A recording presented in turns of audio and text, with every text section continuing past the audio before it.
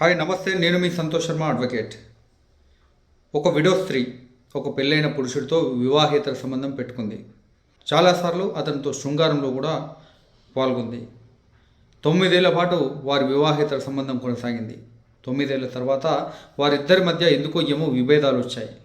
ఆ విభేదాలు రావడంతో ఆ విడో స్త్రీ ఆ పురుషుడిపై తనను పెళ్లి చేసుకుంటానని నమ్మించి పెళ్లి చేసుకోలేదని, అట్లాగే రేప్ చేశాడని సెక్షన్ 376, 420, 506 ఐపీసీల కింద కేసు నమోదు చేసింది.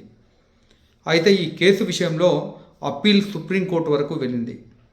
అయితే ఈ అప్పీల్ను పరిశీలించినటువంటి సుప్రీంకోర్టు వివాహేతర సంబంధంలో ఆ స్త్రీ 9 ఏళ్లలో ఏ రోజు కూడా ఆ పురుషుణ్ణి పెళ్లి చేసుకోమని ప్రొటెస్ట్ చేయకపోవడాన్ని, ఇన్సిస్ట్ చేయకపోవడాన్ని కన్సెన్చువల్ రిలేషన్షిప్గా భావించింది.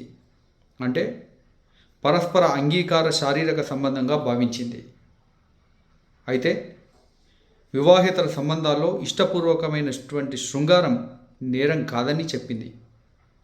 ఈ మధ్య దేశంలో వివాహేతర సంబంధాల్లో విభేదాలు రావడంతో పురుషులపై తప్పుడు కేసులు పెట్టే ధోరణి పెరిగిందని, రేపు కేసులు పెట్టే ధోరణి పెరిగిందని ఆందోళన వ్యక్తం చేసింది. ఈ సందర్భంగా వివాహేతర సంబంధాల్లో ఇష్టపూర్వకమైనటువంటి శృంగారం నేరం కాదని స్పష్టం చేసింది. ఇటువంటి ఇంట్రెస్టింగ్ అప్డేట్స్ కోసం నా ఛానల్ని లైక్ చేయండి, షేర్ చేయండి, సబ్స్క్రైబ్ చేయండి. Stay tuned.